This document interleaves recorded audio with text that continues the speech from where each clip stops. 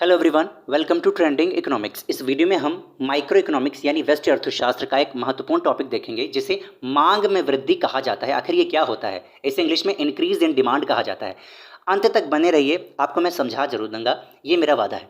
देखिए, वैसे तो किसी वस्तु की मांग में वृद्धि उसकी कीमत में कमी के कारण होती है, पहला पॉइंट हो गया।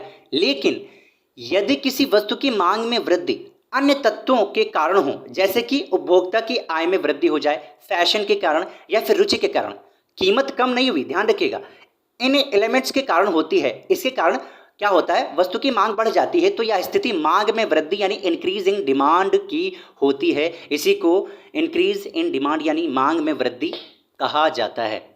अब इसको एक कर्व के माध्यम से समझते हैं ताकि हमें बिल्कुल क्लियर हो जाए।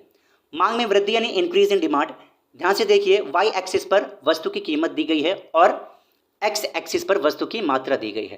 पहले वस्तु की कीमत ओ पी थी, ओ से लेकर पी थी, ठीक है। तो फिर हम कितनी मात्रा खरीद रहे थे? इसकी एन खरीद रहे थे। लेकिन किसी कारणवश हुआ क्या? प्राइस उतना ही रहा।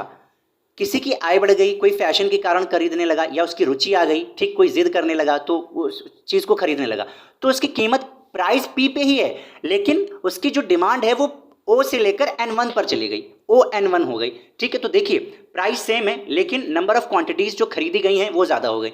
इसी को मांग में वृद्धि यानी कि इंक्रीज इन डिमांड कहा जाता है। वैसे P1 के भी केस में है, ठीक है। तो आई होप आपको ये वीडियो पसंद आया होगा।